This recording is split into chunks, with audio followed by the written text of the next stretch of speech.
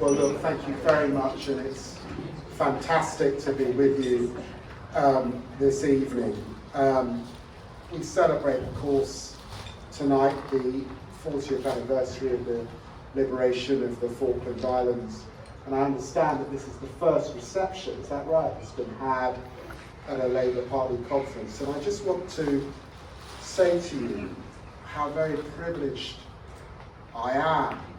I watched with my wife some of the documentaries and the footage that celebrated and commemorated that liberation a few months ago, and I was reminded of being in class. I was at school in Peterborough at the time.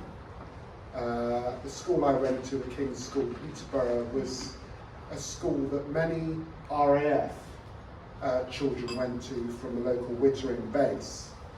And I remember very much the fears and concerns of the young men and women in my class.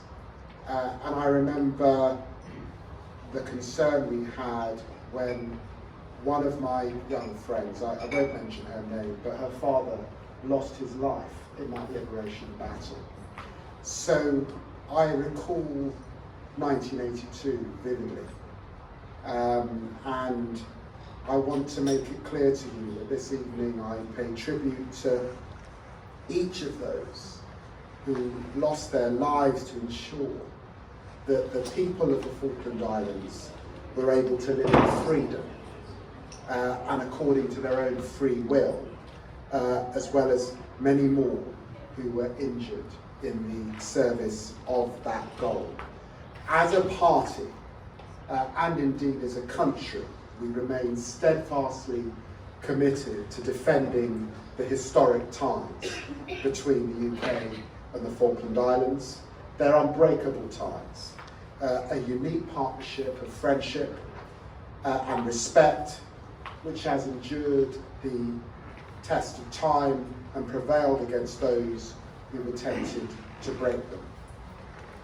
Today, we can learn a lot from the liberation of the Falkland Islands and the salience it holds in our memory in so many ways.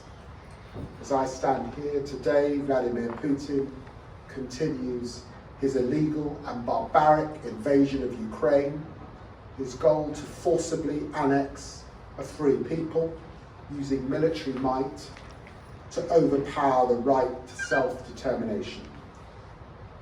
And yet, because of the lessons of the Falklands, we know defenders of freedom can prevail against the aggressors who seek to deny it, even in the most difficult and complex of circumstances and against the greatest odds.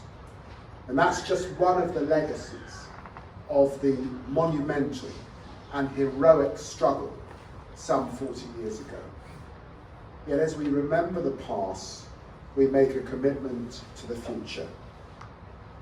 In my view, and in the view of the Labour Party, the best way we can honour the many sacrifices made by those in 1982 is to be active participants in ensuring the many bonds between us continue to grow and strengthen with time. To that end, I give you my word that the Labour Party will continue to cherish the people of the Falkland Islands, and in government we will always defend the island's right to self-determination with every fibre of our being.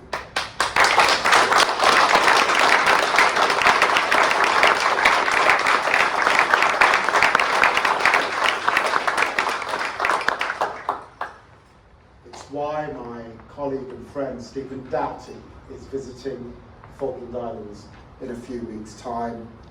Together we've made meaningful and lasting strides, not only to strengthen our relationship further, but in areas such as healthcare, education, environment and defence. There's much that the UK could do working together with you.